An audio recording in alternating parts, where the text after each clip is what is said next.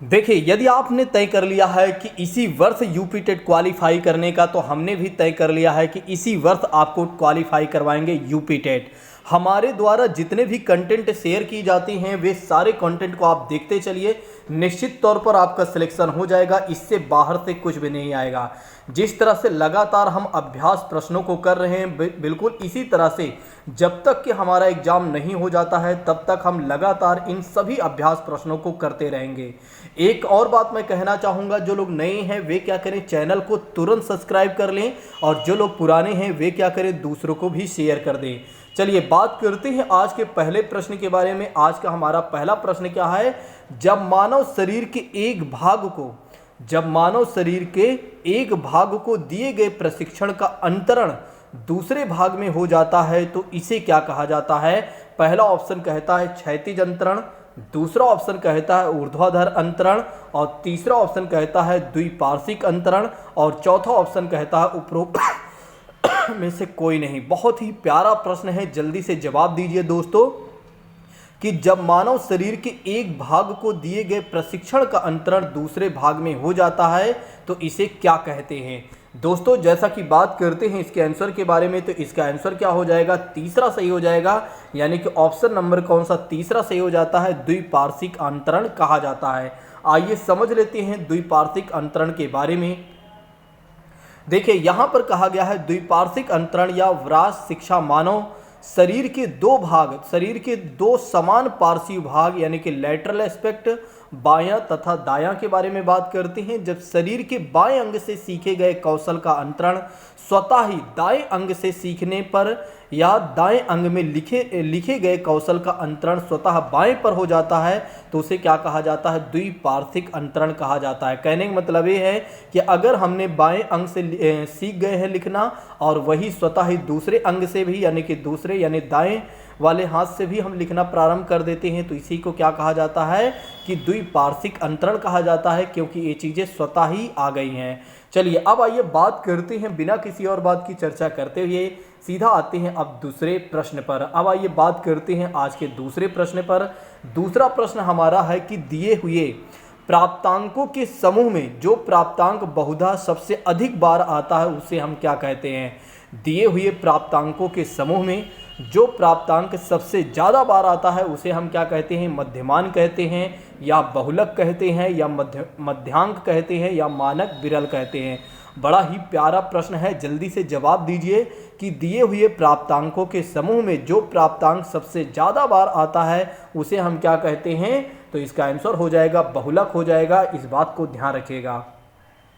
जैसा कि बात करते हैं इसके बारे में कहा जा रहा है कि बहुलांक या बहुलक सांख्यिकी की केंद्रीय प्रवृत्ति की माप का एक भाग माना जाता है, जिसमें क्या होता है, मध्य माध्यिका व बहुलक भी आता है। और प्राप्तांकों में जिस प्राप्तांक की आवृत्ति सबसे अधिक बार होती है उसे हम क्या कहते हैं, बहुलक कहते हैं। तो जब प्राप्तांक जो हमें प्राप्त होता है जिसकी आवृत्ति सबसे ज़्यादा होती है उसे हम क्या कहते हैं, उसे हम क्या कहते हैं, बहुलक कहते हैं। जैसे कि बात करते हैं 3 मीडियन माइनस क्या होता है 2 मीन, और फिर क्या हो जाता है 3mn माइनस m हो जाता है। ठीक है, इसके फॉर्मूला को आप याद रखना चाहें तो याद रख सकते हैं। इसी के साथ बात करते हैं अगले प्रश्न के बारे में। तो अगला प्रश्न क्या कह रहा है, क्रिया प्रसूत अनुकूलन सिद्धांत का प्रतिपादन किसने किया था। पहला ऑप्शन कहता है स्किनर, दूसरा ऑप्शन कहता है पावलोव, तीसरा ऑप्शन कहता है थॉर्नडाइक, और चौथा ऑप्शन कहता है कोहलर। बड़ा ही प्यारा प्रश्न है, जल्दी से जवाब दीजिए। क्रिया प्रसूत अनुकूलन सिद्धांत का प्रतिपादन किसने किया था। बड़ा ही अच्छा प्रश्न है, जल्दी से जवाब दीजिए दोस्तों। इस प्रश्न का जवाब हो जाएगा पहला सही हो जाएगा, यानी कि स्किनर महोदय के बारे में बात करते हैं तो इन्होंने क्रिया प्रसूत अनुकूलन के सिद्धांत को प्रतिपादित किया था। इन्होंने क्या किया था, चूहों पर प्रयोग करके सीखने का सिद्धांत दिया था। तो इन्होंने चूहों पर प्रयोग करके क्या किया था, सीखने के सिद्धांत को दिया था। और इसी प्रकार अगर देखा जाए तो पावलोव का क्लास्की अनुबंधन सिद्धांत है तो पावलोव साहब ने कौन सा सिद्धांत दिया था, तो क्लास्की अनुबंधन का सिद्धांत दिया था। और उन्होंने किस पर प्रयोग किया था, तो उन्होंने प्रयोग किया था कुत्ते पर। नेक्स्ट बात करते हैं थॉर्नडाइक महोदय के बारे में बात करते हैं। तो थॉर्नडाइक महोदय के बारे में यदि बात करते हैं तो प्रयास एवं त्रुटि का सिद्धांत इन्होंने दिया था और इन्होंने किस पर प्रयोग किया था, तो बिल्ली पर प्रयोग किया था। नेक्स्ट बात करते हैं कोहलर महोदय के बारे में बात करते हैं। तो इन्होंने सूझबूझ का सिद्धांत दिया हुआ था और इन्होंने किस पर प्रयोग किया था, बंदर पर प्रयोग किया था। या चिंपैंजी के बारे में बात करते हैं तो उस पर प्रयोग किया था और उस चिंपैंजी का नेम क्या था, कमेंट बॉक्स में आप लोग बताइएगा। तो दोस्तों जैसा कि आपने देखा इस प्रश्न का जो जवाब हो जाता है पहला सही हो जाता है और इसके साथ साथ अगर आप देखते हैं तो तीनों प्रश्नों का जवाब हमने दे दिया, तीनों ऑप्शन का जवाब हमने दे दिया है। जैसा कि हमने आपको बताया यहाँ पर कि पावलोव साहब ने किस पर प्रयोग किया था। पावलोव साहब के बारे में बात करते हैं तो इन्होंने कुत्ते पर प्रयोग किया था और इन्होंने कौन सा सिद्धांत दिया था, तो क्लासिक अनुबंधन का सिद्धांत दिया था। थॉर्नडाइक महोदय के बारे में बात करते हैं, प्रयास एवं त्रुटि का सिद्धांत इन्होंने दिया था और किस पर इन्होंने प्रयोग किया था, तो बिल्ली पर इन्होंने प्रयोग किया था। और कोहलर के बारे में बात करते हैं तो इन्होंने सूझबूझ का सिद्धांत दिया था और इन्होंने किस पर प्रयोग किया था, चिंपैंजी यानी कि एक तरीके से बंदर पर इन्होंने प्रयोग किया था। अगला प्रश्न है, जवाब दीजिएगा, बड़ा ही बेहतर प्रश्न है। यदि आप लोगों को क्लास बेहतर लग रही है तो जल्दी से कमेंट करके आप बताइए कि यस सर, आप जो हमें समझा रहे हैं बिल्कुल क्लियर है। देखिए प्रश्न ये है कि अल्बर्ट बंडूरा ने निम्न में से किस सिद्धांत से संबंधित है, या अल्बर्ट बंडूरा किस सिद्धांत से संबंधित हैं, व्यवहारात्मक सिद्धांत से, सामाजिक अधिगम सिद्धांत से, विकास का संज्ञानात्मक सिद्धांत और विकास का मनोसामाजिक सिद्धांत। बड़ा ही बेहतर प्रश्न है। अल्बर्ट बंडूरा निम्न में से किस सिद्धांत से संबंधित है। देखिए यूपी टेट में ऐसे ही प्रश्न पूछे जाते हैं। अगर आपकी तैयारी बेहतर नहीं है तो मान के चलिए कहीं ना कहीं आप एक दो प्रश्न गलत ही कर देंगे। तो अगर आप डेली अभ्यास प्रश्नों को करते चलते हैं तो निश्चित तौर पर आपके प्रश्न गलत नहीं होंगे। अल्बर्ट बंडूरा निम्न में से किस सिद्धांत से संबंधित है दोस्तों, तो इस प्रश्न का जवाब हो जाता है दूसरा सही हो जाता है कि सामाजिक अधिगम सिद्धांत के बारे में बात करते हैं। सामाजिक अधिगम सिद्धांत के बारे में बात करते हैं तो अल्बर्ट बंडूरा इससे संबंधित है, यानी कि सामाजिक अधिगम सिद्धांत से संबंधित है। ऐसे में अगर देखा जाए तो बंडूरा साहब ने इस सिद्धांत को कब दिया था, तो 1969 से लेकर 1971 में दिया था। यह व्यवहार रूपांतरण के नियमों तथा संज्ञानात्मक मनोविज्ञान को संतुलित संश्लेषण है।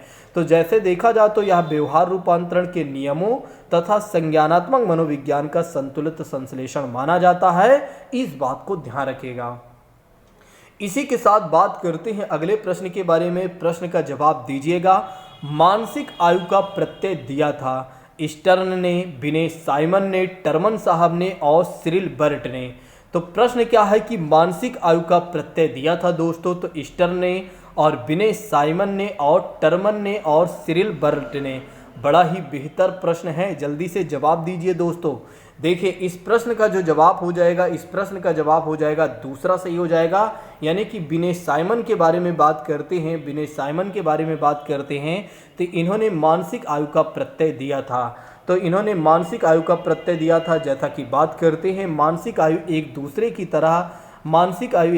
की तरह की आयु है जिसका प्रयोग बुद्धि मापने में मनोवैज्ञानिकों ने सबसे ज़्यादा इस्तेमाल किया था। इस प्रत्यय का प्रतिपादन विनय साहब तथा साइमन साहब ने किया था और आयु से तात्पर्य व्यक्ति के जन्म से लेकर आज तक की आयु से होता है, जबकि मानसिक आयु उसकी बुद्धि लब्धि होती है और मानसिक आयु इक्वल टू क्या हो जाता है, MA/CA × 100 हो जाता है। ये तो आप जानते ही हैं फॉर्मूला, MA/CA × क्या हो जाता है, 100 हो जाता है। चलिए अब आइए बात करते हैं इसी के साथ अगले प्रश्न के बारे में। प्रश्न बड़ा बेहतर है, इसका जवाब देने में आपको बिल्कुल भी असमर्थता नहीं होगी।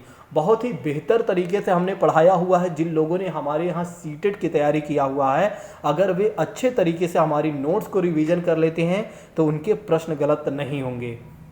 और जो लोग अब यूट्यूब से जुड़ रहे हैं उनको भी मैं बहुत अच्छे से पढ़ाने वाला हूँ, सुपर टेट और यूपी टेट। जैसा कि बात करते हैं, प्रश्न ये है कि निम्नलिखित में से कौन सा सीखने का नियम में नहीं आएगा। प्रश्न ए है कि तनाव का नियम, विकल्प ए है तनाव का नियम, दूसरा विकल्प कहता है तत्परता का नियम और तीसरा विकल्प कहता है प्रभाव का नियम, चौथा विकल्प कहता है अभ्यास का नियम। जवाब दीजिए दोस्तों कि निम्नलिखित में से कौन सा सीखने का नियम नहीं है। कौन सा सीखने का नियम नहीं है? तनाव का नियम, तत्परता का नियम, प्रभाव का नियम और अभ्यास का नियम। दोस्तों इस प्रश्न का जो जवाब हो जाएगा पहला सही हो जाएगा, क्योंकि तनाव के नियम की कोई बात नहीं की गई है। किसकी बात नहीं की गई है? तनाव के नियम की बात नहीं की गई है। और अन्य 3 नियम जो हैं वे किससे संबंधित है? थॉर्नडाइक से ही संबंधित है। थॉर्नडाइक महोदय ने त्रुटि, अभ्यास और त्रुटि के सिद्धांत को प्रतिपादित किया था और इन्होंने क्या दिया था? 5 प्रमुख तीन प्रमुख इन्होंने नियम दिया था। टोटल मिलाकर 8 नियम दिया था, जिसमें से 3 प्रमुख नियम थे और 5 गौड़ नियम थे। ठीक है, जो कि आगे हम समझने वाले हैं। चलिए अब आइए बात करते हैं दोस्तों इसी के साथ अगले प्रश्न के बारे में। प्रश्न ये है कि किससे संबंधित प्रतिक्रिया सिद्धांत में पालोव ने प्रयोग किया था? कुत्ते पर, बिल्ली पर, बंदर पर, चूहे पर। अभी ही हमने आपको बताया था कुछ समय पहले ही, 2-4 प्रश्न के पहले ही। जल्दी से प्रश्न का जवाब दीजिए दोस्तों। तो इस प्रश्न का जवाब क्या हो जाएगा? तो संबंध प्रतिक्रिया सिद्धांत में पालोव ने प्रयोग किया था, कुत्ते पर प्रयोग किया था। इस बात को ध्यान रखिएगा। किस पर इन्होंने प्रयोग किया था? कुत्ते पर प्रयोग किया था। ऑप्शन नंबर यहाँ पर क्या हो जाता है? पहला सही हो जाता है। ऐसे में अगर देखा जाए तो कुत्ते पर पालोव द्वारा अधिगम की क्लास्की अनुबंधन के सिद्धांत को प्रतिपादित किया था और इन्होंने कुत्ते पर प्रयोग किया था, जो कि बता ही दिया। और बिल्ली पर थॉर्नडाइक महोदय ने किया था और चूहों पर देखा जाए तो स्किनर महोदय ने किया था और बंदर पर अगर देखा जाए तो कोहलर और कोफका ने प्रयोग किया था, जो कि आप जानते ही हैं। इसी के साथ बात करते हैं दोस्तों अगले प्रश्न के बारे में। प्रश्न ये है कि सूझबूझ द्वारा सीखने के सिद्धांत को किसने प्रतिपादित किया था? कोहलर द्वारा, थॉर्नडाइक द्वारा और पालोव द्वारा और वुडवर्थ द्वारा। बड़ा ही बेहतर प्रश्न है। ऐसे प्रश्नों को देखने के बाद ऐसा लगता है कि वाकई में प्रश्न बनाने की प्रशंसा जितनी की जाए उतनी ही कम है। चलिए इस प्रश्न का जो जवाब हो जाएगा दोस्तों, इस प्रश्न का जो जवाब हो जाएगा पहला सही हो जाएगा, जो कि आप जानते ही हैं पहले से ही कि सूझबूझ के सिद्धांत की जब भी बात आ जाती है कोहलर साहब की बात आ जाती है, जो कि आप जानते ही हैं। दोस्तों अगर देखा जाए इसमें तो इस सिद्धांत के अनुसार अधिगम किसी अभ्यास का प्रशिक्षण नहीं माना जाता, अचानक आई हुई सूझ में आता है। इन्होंने बंदर पर इसका प्रयोग किया था, जो कि आप जानते ही हैं। चलिए इसी के साथ बात कर लेते हैं अगले प्रश्न के बारे में, जो कि आज का हमारा होगा लास्ट प्रश्न। प्रश्न ये है कि कार्य को आरंभ करने और जारी रखने और नियमित करने की प्रक्रिया है संवेदना, प्रेरणा, सीखना और प्रत्यक्षीकरण। बड़ा ही बेहतर प्रश्न है, जल्दी से जवाब दीजिए। कार्य को आरंभ करने, जारी रखने और नियमित करने की प्रक्रिया को क्या कहा जाएगा या कौन सी चीज़ें इसमें शामिल होंगी दोस्तों? तो इस प्रश्न का जो जवाब हो जाएगा वो दूसरा सही हो जाएगा, यानी कि प्रेरणा। मोटिवेशन ही है जो किसी कार्य को प्रारंभ करने का, जारी रखने के लिए हमें प्रेरित करता है और नियमित करने का और हमेशा रखने की। ठीक है, तो ऐसे में अगर देखा जाए तो इस कथन को भी किसी ने कहा है? गुड साहब ने। ठीक है, गुड साहब ने कहा है, वुडवर्थ ने कहा है या गुड ने कहा है। हाँ, अभिप्रेरणा किसी कार्य को प्रारंभ करने, जारी रखने और नियंत्रित करने या नियमित करने की एक प्रक्रिया मानी जाती है। इस बात को ध्यान रखिएगा दोस्तों, भूलिएगा नहीं। यहाँ पर ऑप्शन नंबर बी दोस्तों सही हो जाता है। चलिए यदि आप लोगों को क्लास बेहतर लगी हो तो जाते कमेंट करके आप जरूर जाइएगा। आज की क्लास को यहीं पर स्थगित करते हैं। Thank you so much. जय हिंद दोस्तों, take care all of you.